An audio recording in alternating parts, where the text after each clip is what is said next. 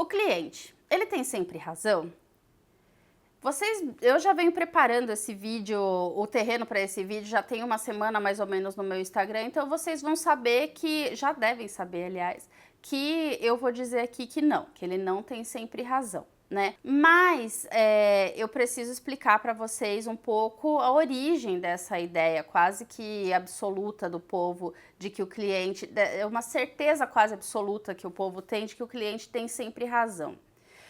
Quando a gente fala em termos econômicos, a gente diz que o cliente tem sempre razão, porque sim, é a clientela, né? São os seus clientes que vão determinar o sucesso ou o fracasso do seu empreendimento. Também são os clientes que colocam o empreendedor e retiram ele do posto de rei de alguma coisa, porque eles atribuem esse nome de rei de alguma coisa para aquele empreendedor que assumiu o grau de excelência na prestação de serviços de determinado segmento, daquele segmento que ele pertence. A gente não precisa fazer muito esforço para dizer quem é o rei da micropigmentação, quem é a rainha do bumbum, quando a gente está falando da estética.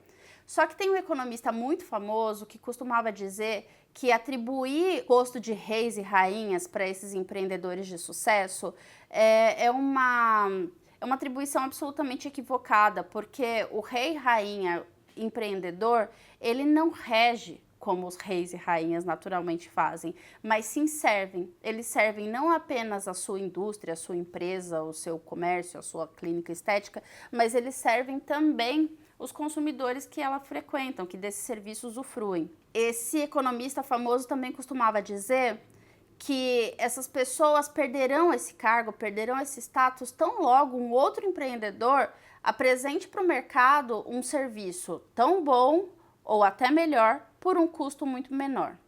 Gostem ou não dessa história, essa é a beleza da economia de mercado e a gente precisa compreender como as coisas funcionam. Na justiça, os empreendedores da estética também não têm melhor sorte.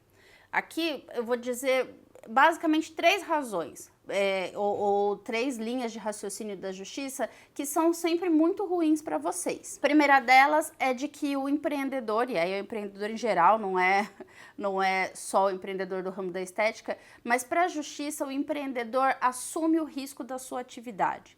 Significa que pelo simples fato de empreender, ele se responsabiliza independente de uma série de fatores, ele se torna responsável pelas consequências dos resultados negativos advindos daquela prestação de serviço, né, ou do produto vendido, enfim. A outra questão que a gente tem é o direito do consumidor, que olha para o consumidor como o elo mais fraco daquela relação e, portanto, que precisa ser protegido.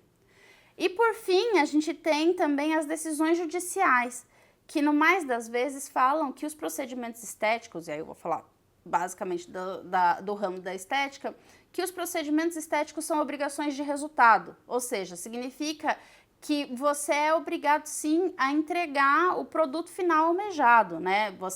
Não é que você vai fazer uma massagem para a pessoa se sentir melhor, não, você vai fazer uma drenagem para ela diminuir centímetros, né? Então, quando você analisa a justiça, você entende que a justiça também não está muito boa ali para o seu lado. E aí você deve estar fazendo aquele cálculo agora da Nazaré, pensando assim, se para a economia o cenário está ruim para mim, se na justiça eu me ferrei, como que você ousa dizer que o cliente não tem sempre razão? Eu falo isso porque eu sei o que eu estou te dizendo.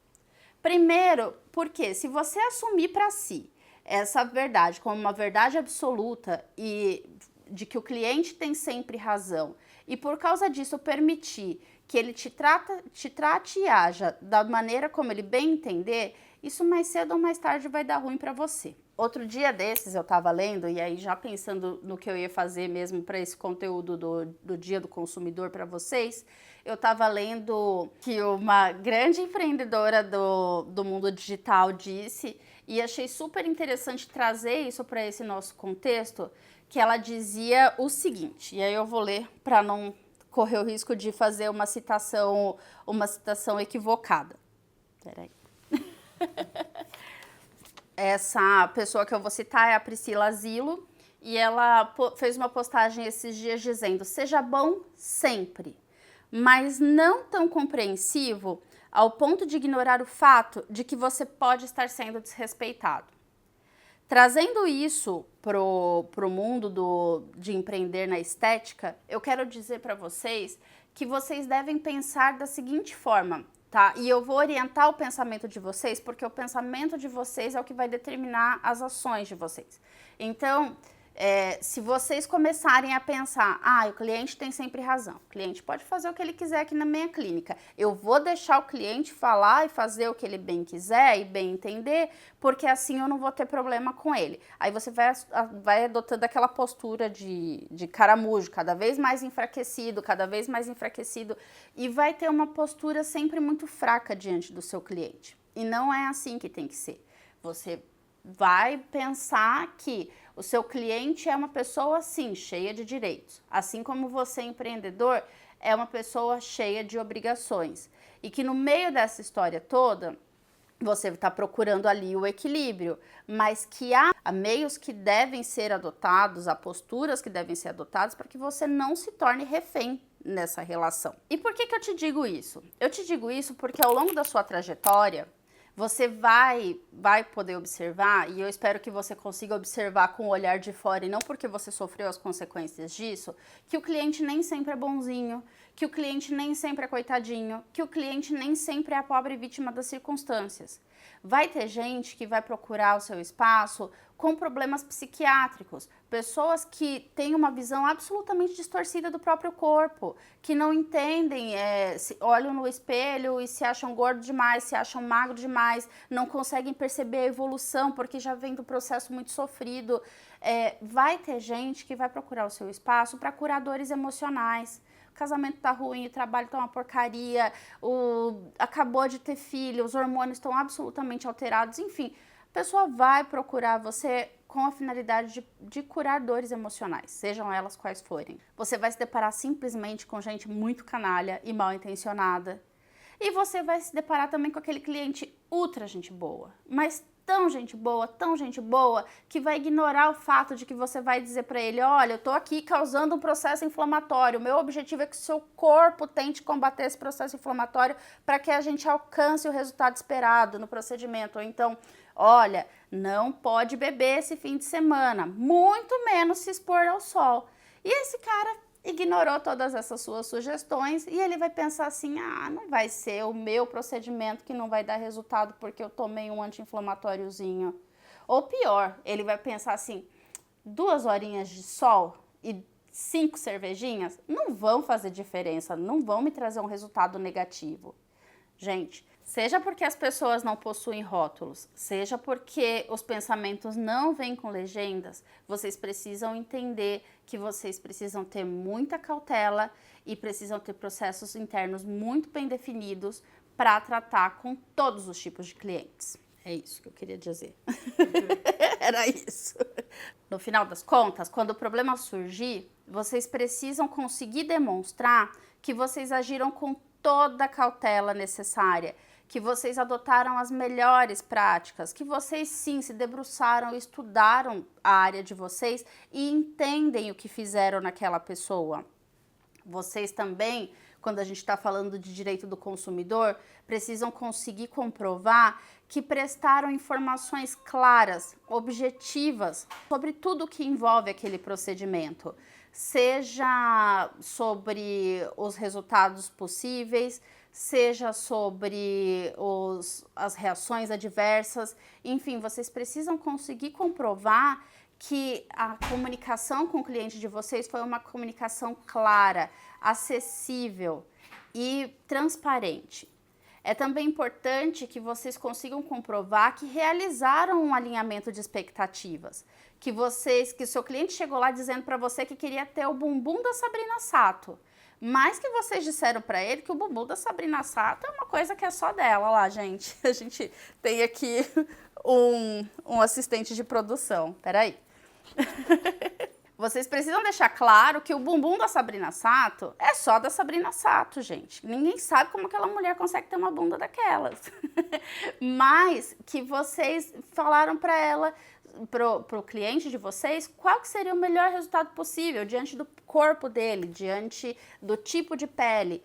E por aí vai, a comunicação foi clara, foi feito o alinhamento de expectativas. E voltando para aquela história de que a justiça exige, né, ou interpreta, na verdade, a obrigação decorrente da realização de procedimentos estéticos como uma obrigação de resultado, vocês não precisam começar aí jogar seringas fora, né, jogar os rollers de microagulhamento e falar, então agora vocês querem que eu faça milagre. Não, vocês não precisam agir dessa forma. O que a justiça espera é que vocês consigam demonstrar que o cliente saiu de lá sim melhor do que entrou, tá? Então, de que forma que vocês vão conseguir deixar isso tudo muito claro? Por meio de documentos. E aqui, antes de falar para vocês quais são os documentos, eu preciso abrir um parênteses, como eu abro parênteses de tudo o tempo inteiro. Mas eu preciso abrir um parênteses para vocês para dizer o seguinte, esses documentos não são milagrosos. Eles não vão impedir que vocês tenham problemas, mas eles vão garantir que vocês vão passar por esse problema da forma menos sofrida possível, né? Também tem algum autor aí, cujo nome não me vem na cabeça agora, mas que já disse que a dor é inevitável, mas o sofrimento é opcional. Empreender é isso, gente. Vai doer, mas vocês não precisam sofrer. Então vamos lá para a relação de documentos, e aí também vou ler agora, para que não caia em nenhuma desgraça e esqueça de falar alguma coisa para vocês. Vamos lá. Primeiro e antes de tudo, é muito importante que vocês tenham uma ficha cadastral muito completa. E quando eu digo muito completa, eu tô aqui falando no pior dos cenários, tá? Que você vai ter que processar esse cliente para te pagar, que, enfim, você vai precisar entrar em contato com ele porque surgiu algum problema com um lote de determinado ativo. Então é muito importante que vocês tenham informações completas e atualizadas. Nome completo, RG, CPF, e-mail, número de WhatsApp, enfim, o maior número de informações possíveis, né, e necessárias, tá? Eu pararia por aqui. Então, nome completo, RG, CPF, a data de nascimento é boa também, porque às vezes para individualizar a pessoa, a data de nascimento vai, se ela tem homônimos, enfim, data de nascimento e e-mail, eu já falei todos eles, não vou ficar aqui falando de novo. A ficha de anamnese. A ficha de anamnese é muito importante, ela deve ser preenchida pelo cliente antes de você começar a atendê-lo, de traçar com ele o plano de tratamento, enfim. Ela deve ser você deve dedicar muita atenção para ela. E aí, nessa ficha de anamnese, você vai explorar, basicamente, o serviço que você vai prestar para ele, né? O tipo de produto ali que você vai utilizar e tudo mais, e explorar tudo que ele pode ter, né, todo o histórico médico que ele pode ter e que possa ocasionar algum tipo de problema, algum tipo de reação adversa. Então é muito importante que seja uma ficha de anamnese muito bem detalhada e que vocês possam tratar, enfim, ou até mesmo impedir que alguma intercorrência ocorra ou mudar a linha de tratamento a partir das respostas que tiverem ali na ficha de anamnese. Fotografias. É muito importante tirar fotografias do seu cliente. Para quê? Para postar no Instagram, para fazer um monte de antes e depois, para bombar nas redes? Não, gente. Pode ser que seja, tá? Mas aqui eu tô falando do prontuário do paciente.